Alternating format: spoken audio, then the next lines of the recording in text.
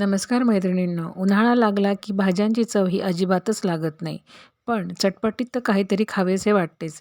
त्यात तेलकटही नको. अशीच आज आपण भाजीला पर्याय आणि चटकमटक असा मिरचीचा खरडा बनवणार आहोत. यासाठी मी इथे 200 ग्रॅम मिरच्या घेतलेल्या आहेत. मिरच्या ह्या तिखट आहेत. त्यात अर्ध्या लाल मिरच्या आहेत आणि अर्ध्या हिरव्या मिरच्या आहेत. तुम्ही खरडा तयार करण्यासाठी पूर्णपणे तिखट किंवा अर्ध्या तिखट आणि अर्ध्या कमी तिखट अशा मिरच्या वापरल्या तरी देखील चालेल आणि पूर्णपणे हिरवी मिरची वापरली तरी देखील चालेल. सर्वात प्रथम सगळ्या मिरच्या ह्या स्वच्छ धुवून घेतलेल्या आहे. देठ न काढताच आपल्याला मिरच्या ह्या स्वच्छ धुवून घ्यायच्या आहे. त्यानंतर त्या स्वच्छ पुसून घ्यायच्यात.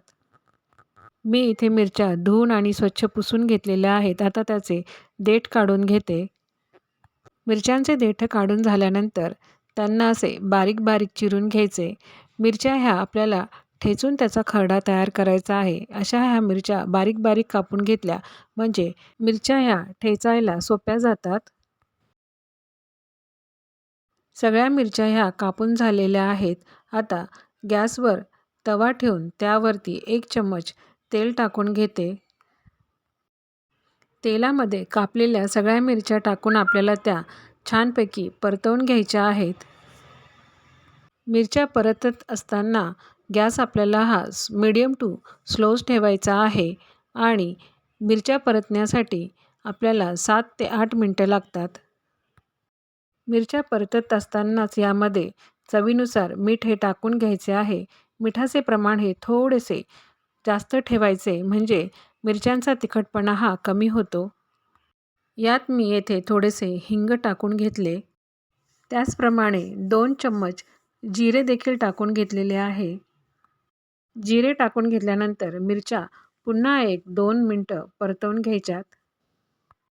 एक 7-8 मिनटं झाल्यानंतर यामध्ये आपण आता लसूण देखील टाकून घेत आहोत. लसूण देखील आपल्याला परतवून घ्यायचा आहे. जर 200 ग्रॅम मिरच्या असतील तर 70 ते 80 ग्रॅम तरी लसूण जर टाकला तर खरड्याला फारच छान चव येते. तुम्ही तुमच्या आवडीनुसार लसणाचे प्रमाण हे कमी जास्त करू शकता. अगदी 1.5 ते 2 मिनिट आपण मिरच्या ह्या झाकून ठेवणार आहोत म्हणजे मिरच्या ह्या थोड्याशा मऊ होतात.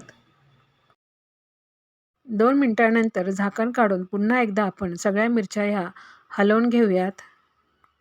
नंतर यामध्ये भरपूर अशी कोथिंबीर बारीक चिरून टाकायची. ती सुद्धा तेलामध्ये 2 मिनिटं छानपैकी परतवून घ्यायची आहे.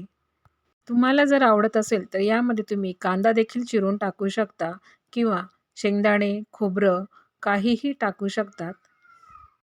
पण मी सांगितल्याप्रमाणे हा खरडा तयार केल्यानंतर तो 4-5 महिने देखील अगदी तसाच राहतो.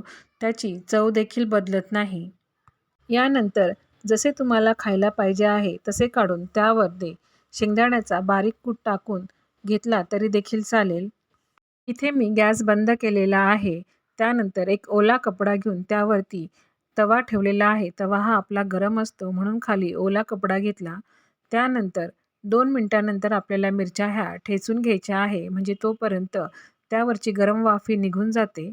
अगदी खूपच गरम गरम ठेचायला घेतले म्हणजे ठसका बसण्याची शक्यता असते. ह्या मिरच्या आपण ठेचतो म्हणून ह्याला ठेचा देखील म्हणतात, पण आमच्याकडे ह्याला खरडा असे म्हणतात. किचन ओट्यावर हा काही बारीक करता येणार नाही म्हणून मी मस्तपैकी तवा हा खाली जमिनीवर घेतला आणि त्याला आता छानपैकी बारीक करून घेते. हा खरडा तयार झाल्यानंतर खाताना आपण त्यावरती थोडेसे तेल देखील टाकून खाऊ शकतो किंवा दही टाकून जर खाल्ले तर अतिशय उत्तम, फारच छान लागतो. पहा खरडा सगळा हा बारीक करून झाला आहे. तुम्हाला अजून तो बारीक करायचा असेल तर तुम्ही करू शकता. तयार झालेल्या खरड्यामध्ये पुन्हा थोडेसे तेल टाकून तो गॅसवरती पुन्हा गरम करून घ्यायचा आणि 2 मिनटं पुन्हा तो आपल्याला परतवून घ्यायचा आहे. पहा मस्त चटपटीत तिखट असा हा खरडा तयार झालेला आहे. अगदी वासाने सुद्धा तोंडाला पाणी सुटते. तुम्ही सुद्धा असा खरडा हा तयार करा आणि एका काचेच्या बाटलीमध्ये भरून ठेवा. फ्रीजमध्ये ठेवा म्हणजे 4-5 महिने त्याला अजिबातच काही होत नाही. आता थोडीशी आंबट चव येण्यासाठी यावरती मी लिंबू पिळून घेते. त्यामुळे तो अगदी छान लागतो. अशी ही चटपटीत, खमंग, तिखट अशी खरड्याची रेसिपी तुम्ही करून पहा. तुम्हाला देखील ती आवडेल आणि रेसिपी आवडल्यास व्हिडिओला लाईक करा, शेअर करा आणि सबस्क्राईब करा. धन्यवाद.